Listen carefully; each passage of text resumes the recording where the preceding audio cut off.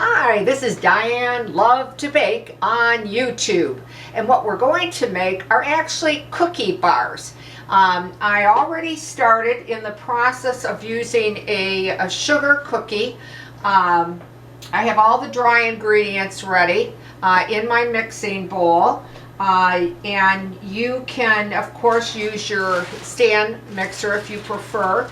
I have several sugar cookie recipes on my channel, so please check it out.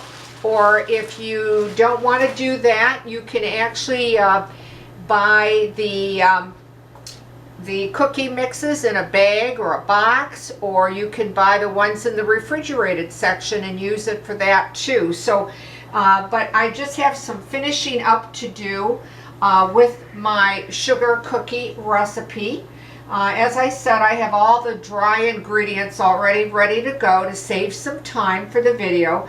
And I'm going to be putting in 4 tablespoons of butter that I've had at room temperature, and I've cut it up into small pieces because I think it's easier to, beat it in and cut it in, that kind of thing.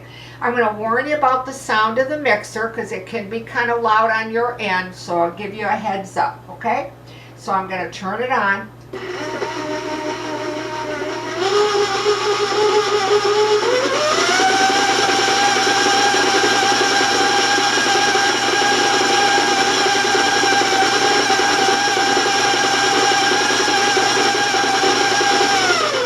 Now, what you're going to do is you're going to wait till all this butter starts to combine with the dry ingredients.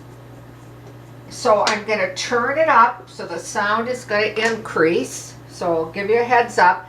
And I'm going to stay with it till it becomes a cookie ball. Okay? So warn you about the sound.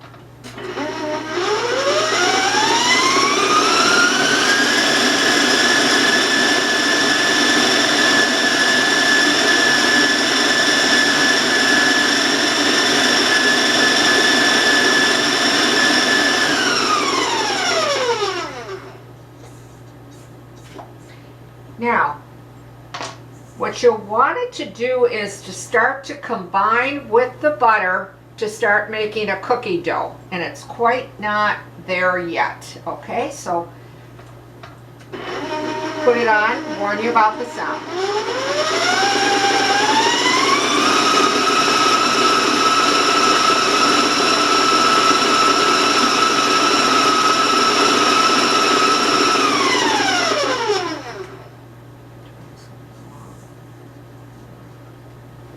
Just needs a little bit more.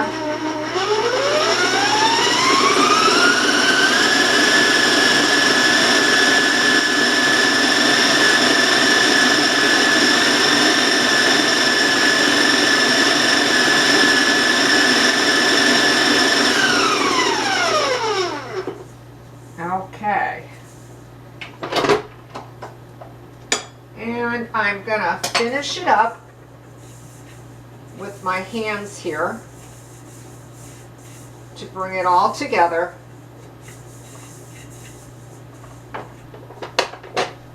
Okay, now you're going to need an 8x8 pan, and I have one here. Go ahead and heavily spray it with your oil spray, or if you want to use your parchment paper, feel free to do that. And I'm just trying to bring it together here a little bit, because you want to make it into a cookie ball. Okay, there we go. And we'll set that aside. Okay, now once you have your cookie ball, then just break it up into your 8x8 pan. I tend to call it my brownie pan. And then just start breaking it up. And meanwhile, as I'm breaking it up, I'm just trying to level it off a little bit. And then I have just a little bowl of water to wet my fingertips so that I can start to press the sugar cookie dough into the pan. And this doesn't take very long at all. It's just a little bit of patience.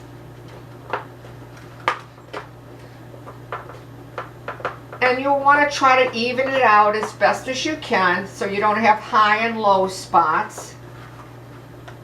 But just use your fingertips, 2 or 3 fingers.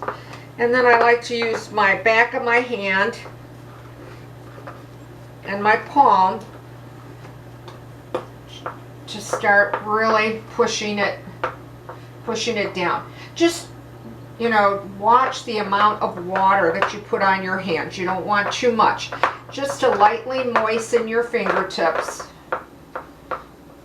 Okay? Like that. You don't have to be real fussy with it. It doesn't have to be perfect, because you're not going to really see that, because that's going to bake. Okay?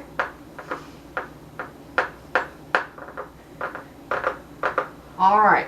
The next thing that you're going to do is take about 2 tablespoons of colored sprinkles. Now you can put them in with your cookie dough, or you can do as I'm doing. I'm just scattering them on the top and then just pushing them in. But you can mix them in your cookie dough, or you can do it just as I'm just showing you now. Okay? All right. Now, what you do then is to put it in a hot oven, preheated for 375, and it can take you anywhere from 23 to 25 minutes to bake them up, because you know our oven's all set up so differently. Now you want to bake this cookie till it really is a golden brown on the edges, okay? And I would take a toothpick or a cake tester to just, you know, check and see if you feel that it is baked properly. I start watching mine within about 18, 19 minutes, that kind of thing, okay? Now, once you take it out of the oven, what I would suggest to do is to put, of course, it on a cooling rack, all right? Now, if you can kind of imagine that it's out of the oven and it's been out for maybe 10 minutes or so, what I like to do is I use these, actually, these are vanilla. I mean, you can buy whatever, chocolate, mint, you can buy whatever type of flavor you want of candy, okay? And while it's still warm, I just line these all up in rows onto that warm cookie, and it starts to melt them. And then I just take a knife or a spatula and smooth the top off, okay?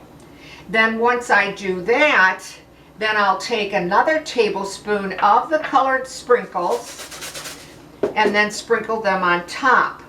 Okay, now if you don't want to do that, you can certainly melt these candy discs and then you can drizzle it on if you prefer to do it that way, or apply it with a knife, that kind of thing. But 375 to bake this sugar cookie sprinkle bars, okay? I'm going to clean up just here for a second, and then I'm going to rinse my hands quickly, and I want to show you what it looks like once it's baked up. All right.